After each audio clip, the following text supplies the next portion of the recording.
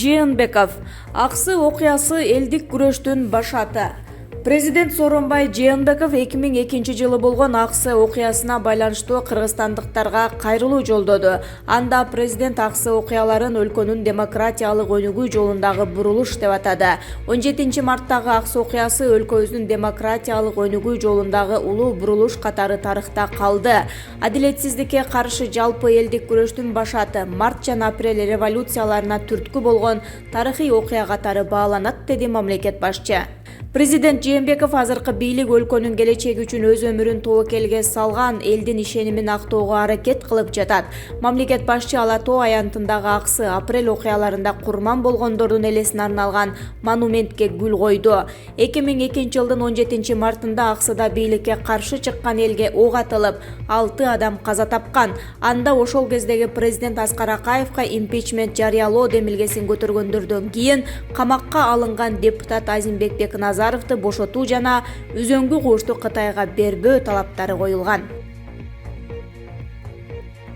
Туркияда коронавирус менен катталгандардын саны 47ге жетти. Бул тууралуу өлкөнүн саламаттыкты сактоо министри Фахреттин Кожа билдирди.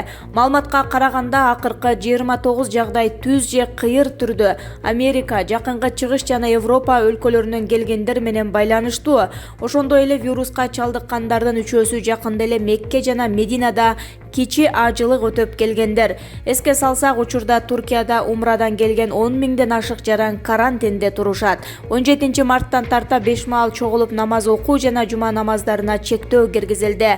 Учурда өзгөчө кырдаал режимин киргизүү боюнча талкуу жүрүп жатат. Андан сырткары 18 марттан 1 майга чейин Орусияга барууга чектөө киргизилди. Лукашенко коронавирусту арак менен ууландырууга чакырды. Белоруссиянын президенти Александр Лукашенко коронавирустан коргонуунун оңой жолун сунуштады. Ал жергиликтүү органдардын жетекчилерин дайындоо боюнча жыйында оорудан сактануу жана алдын алуу үчүн колду тезден жууп, убагында тамактанып, мончого барууну айтып, ошол эле учурда профилактика үчүн 50 грамм арак ичип коюу керектигин кошумчалады. Мен өзүм ууртап татпаган кишимен, бирок акыркы учурда тамаша иретинде арак менен колду гана жуубастан күнүнө 40-50 граммдан ичип вирусту ууландыруу керек. Албетте, мунун баары жумушта болбойт, деди президент. Акыркы маалыматтар боюнча Белоруссияда коронавирус 36 кишиге жукканы аныкталган. 16 мартта расмий Москва Белоруссия менен болгон чек арасын жапкан. Кремлдин мындай кадамы Лукашенкону жиндентип, ал Россияда коронавирус өрчүп жатат деген пикирин айткан. Бразилияда 400 туткун түрмөдөн качты. Бразилиянын Сан-Паулу штатынын түштүк-чыгышында жайгашкан Мангауа шаарындагы түрмөдөн 400гө жакын айыпталуучу качып кетти. Бул тууралуу Ж1 порталы жазды. Окуя 16 март күнү кечке жуук орун алган. Маалыматка караганда, жартылай ачык түрүндөгү түзөтүүчү колонияда түрмө кызматкерлерин туткунга алган соң качып кетишкен. Колония кызматкерлеринин дагы деле айыпталуучулардын колунда кепилдик катары карым алып турганы айтылууда. Полиция кызматкерлери аларды бошотуу үчүн келишим түзүүгө аракет кылганы маалымдалган. Полиция качкан айыпталуучуларды кармоо үчүн туш тарапты тинтүүнү баштаган. Жергиликтүү кеңештерге шайлоону жылдыруу сунушталууда. Коронавирустан коргонуу максатында өлкөдө жүргүзүлүп жаткан иш-чаралардын алкагында 12 апрелге белгиленген шайлоо өнөктүгүндө жылдыруу зарыл. Мындай сунушу БШКнын мүчөсү Гүлнара Журабаева Азаттык радиосуна билдирди. Анын сөзүнө караганда, сунуш Боршайкомдун төрайымы Нуржан Шайылдабековага, анын орун басарларына жана комиссиянын айрым мүчөлөрүнө да ооз-эки айтылган. Бул менин жеке оюм. Учурда көрүп жатасыңар, өкмөт массалык иш-чараларды чектеп жатат. Шайлоого даярданып жаткан саясий партиялардын үгүт иштери да массалык иш-чарага кирет. Чектөөдөн улам алар бир аз бата турган имаратта жолугушуу өткөрүп үгүт жүргүзө беришет. Бирок муну менен элдин ден соолугуна коркунуч жаралышы мүмкүн. Ошондуктан үгүт иштерин да, шайлоону да жылдыруу зарыл деп эсептейм, деди. Бул сунуш азырынча Боршайкомдун отурумуна коюла элек. Ушул тапта Кыргызстанда 5 шаарда жана бир нече айылдарда жергиликтүү кеңештерге шаарындагы шайлоо өнөктүгү жүрүп жатат. Балыкчы, Каракол, Майлуу Суу, Ош жана Токмок шаар кеңештерине 22 саясий партия ат салышууда. Шайлоого үгүт иштери 13 мартта башталган, добуш берүү 12 апрелде болот. Кыргызстандагы ресторандарда той өткөрүүгө, Куран окутууга тыюу салынат. Кыргызстандагы ресторандарда той аштарды өткөрүүгө тыюу салынат. Бул туурасында вице-премьер Алтынай Өмүрбекова брифинг учурунда билдирди. Анын айтымында республикалык штаб ушундай чечим кабыл алган, эми аны бекитүү калды. Сунушка ылайык коронавирус кооптуулугуна байланыштуу өлкөдөгү бардык массалык иш-чараларга чектөө киргизилет. Бүгүн штаб ресторандарда үй-бүлөлүк жааматтык мааракелерди өткөрүүгө тыюу салуу чечимин кабыл алды. Мындан сырткары 50дөн ашуун адам бата турган кафелер дагы ишин токтотушу керек. Эпидемиологиялык кырдаалды билип туруп той өткөргөн жаран жана ресторан ээси эреже бузуулар кодексинин 150-беренеси, жазык кодексинин 280 жана 285 беренелери боюнча жоопко тартылат. Аларга айып салуу жана башка чаралар колдонулат. Бул чектөөлөргө Куран окутуулар дагы кирет, деди Өмүрбекова. Ошондой эле алдыдагы 3 жума коронавирустун алдын алууда маанилүү экенине токтолуп, андан ары кырдаал турукташат деген божомол бар экенин айтты. Алдыда күтүлгөн аптап 1,5 миллиард адамга коркунуч жаратат. Божомол. Алдыда болчу аптаптуу аба ырайы дүйнөдөгү 1,2 миллиард жашоочуга коркунуч туудурушу мүмкүн экендигин Peace.org басылмасы жазды. Раткерс университетинин окумуштууларынын билдиришинче, ысыктан жана нымдуулуктан чыккан жылуулуктун чыңалуусу, ошондой эле парник газдарынын калдыгы жыл сайын жаңы аймактарга зыян келтирүүдө. Глобалдык температура 1,5 градуска көтөрүлгөндө ысык 500 миллион адам жашаган аймакка чейин жетет. Көрсөткүч 2 градуска жеткенде 800 миллион адам жабыркайт.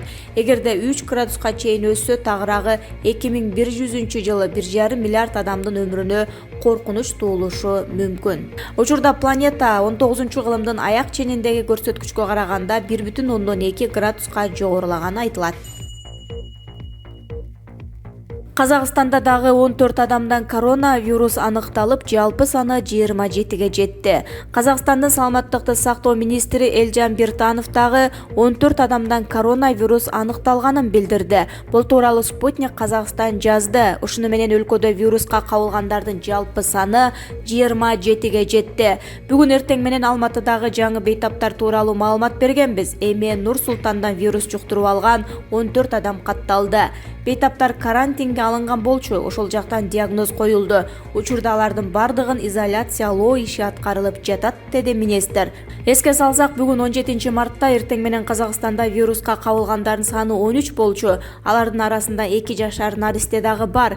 Эми ооругандардын жалпы саны 27ге жетти. Алардын 16сы Нур Султанда болсо, 11-и Алматыда. Кийинки 14 адам коронавирусту кайдан жуктуруп алганы азырынча белгисиз.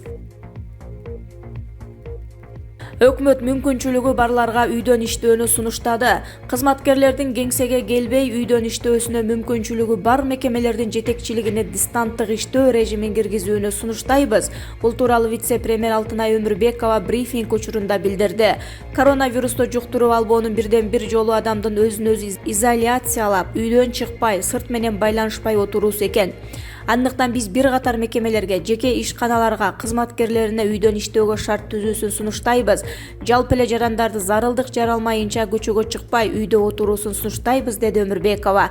Вице-премьердин айтымында, учурда Билим берүү жана Илим министрлигине балдарды дистанттык негизде окутуу сунуштары дагы түшүп жатат. Бул маселени карап жатабыз. Мугалимдер дистанттык түрдө окута алышат, деди ал.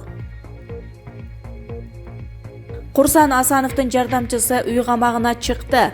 Кой Таш окуясы боюнча ачылган кылмыштарга байланыштуу камакка алынган мурдагы Ички иштер министри Курсан Асановдун жардамчысы, Ички иштер министрлигинин кызматкери Дамир Пайзылла уулу үй камагына чыгарылды. Бул тууралуу Азаттыкка Курсан Асановдун жактоочусу Икрамидин Айткулов маалымдады. Анын айтымында 1-Май райондук сотунда мурдагы министр Курсан Асанов, журналист Турсунбек Бейшембековдун үй камагындагы мөөнөтү 2 айга узартылды. алынды. Ал эми Дамир Пайзулла уулу бөгөт чарасы үй камагы болуп өзгөртүлдү.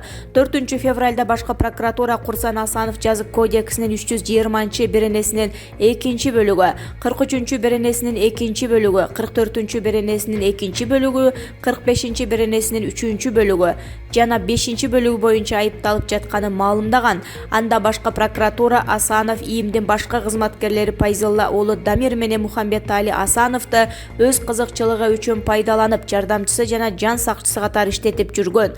Ал эми өкүл баласы Турсунбек Бейшенбеков менен чогуу ошол кезде биринчи вице-премьер-министр Жеңиш Разаков тууралуу калп маалыматтарды тараткан деп шек саналып жатканы кабарлаган. Мындан тышкары Курсан Асанов 7-8 августта Кой Ташта Дамир Пайзулла уулу жана Мухамбетали Асанов менен кошо кылмыш далилдерин жок кылган. Мурдагы президент Алмазбек Атамбаевдин үйүнөн алып чыккан далил буюмдарды жана кылмыш ишин тергөөдө керек болгон маанилүү документтерди жан сакчысы Дамирбек Пайзулла уулу аркылуу баласына, андан ары Атамбаевдин тарапкерлерине жеткириш үчүн берген деп айыпталууда. Бул иштин алкагында жардамчысы Дамирбек Пайзулла уулу да камакка алынган. Курсан Асанов мурдагы президент Алмазбек Атамбаевди кармоо операциясында милициянын кызыкчылыгын сатты жана ишеничтен кетти деген жүйө менен кызматтан четтетилип, үй камагына алынган. 27 августта Асановдун 22 жаштагы уулу Мухамбетали Асановго издөө жарыяланган. Асанов өзүнө коюлган дооматты четке кагып, жеке кызыкчылыгын эч качан мамлекеттик кызыкчылыктан жогору койбой турганын айткан. Чындык KG сайтынын редактору журналист Турсунбек Бейшенбеков да камалып, үй камагына чыккан. Бийлигиңизден пайдаланып үйүңүзгө келе бердиңиз, бети жоктор десе, Ташиев Касмалиевага сын айтты. Коронавирус тараган Германиядан командировкадан келгендиги үчүн 13 марттан баштап үйүндө 14 күнгө карантинде жаткан вице-спикер Аида Касмалиева өзүнүн Facebook социалдык тармактагы баракчасы аркылуу ал акыбалын айткан пост жазган. Ага жооп кылып экс-депутат Камчыбек Ташиев пикирин жазып сын айтты. Эмне үчүн шайлоочулар карантинде ооруканага жаткырылса, сиз үйүңүздө жатасыз. Сиз жогорку кеңештин кызматкерлери менен бирге коронавирус боюнча коркунучу 1-категория болгон Германиядан келдиңиз. Сиз этикетти буздуңуз. Сиз өзүңүздүн шайлоочуларыңызды ооруканага таштап, бийлигиңизден пайдаланып үйүңүзгө келе бердиңиз, бети жоктор десе деп Зекеди Ташиев Facebook социалдык тармактагы баракчасы аркылуу. Белгилей кетсек, 13 март күнү Германиядан ис сапарынан кайтып келген жогорку кеңештин вице-спикери Аида Касмалиева, депутат Абдыбек Дүйшөналиев жана парламенттин 7 кызматкери 14 күнгө үй карантинге алынган. Казакстан коронавируска каршы 1,5 миллиард доллар бөлөт. Казакстандын өкмөтү коронавирустун экономикага тийгизген терс таасирин басаңдатыш үчүн чукул чаралардын топтомун даярдоодо. Анын негизинде 700 миллиард тенге, 1,5 миллиард доллар бөлүүнү пландап жатат. Бул тууралуу улуттук экономика министри Руслан Даленов онлайн режимде өткөн өкмөттүк жыйын учурунда билдирди. Анын сөзүнө караганда, каражаттын кеминде 300 миллиард тенгеси ишкерлерди колдош үчүн бөлүнөт. Калган 400 миллиард тенге артыкчылык берилген долбоорлорго жеңилдетилген насыя берип келген өкмөттүк программага кошумчаланат. Өзгөчө кырдаал киргизилгенине байланыштуу 16 марттан 15 апрелге чейин жеке ишкерлер чакан жана орто ишканалар үчүн алган насыянын төлөө мөөнөтү 90 күнгө жылдырылат. Каржы базарын жөнгө салуу агенттигинин жетекчиси Мадина Абулкасымова жеке адамдардын насыя төлөмдөрү кечиккен учурда да айып пул же туум жазылбай турганын белгиледи. Бул эреже банк эле эмес, чакан насыя компанияларынан, анын ичинде ломбардтан карыз алгандарга да тиешелүү.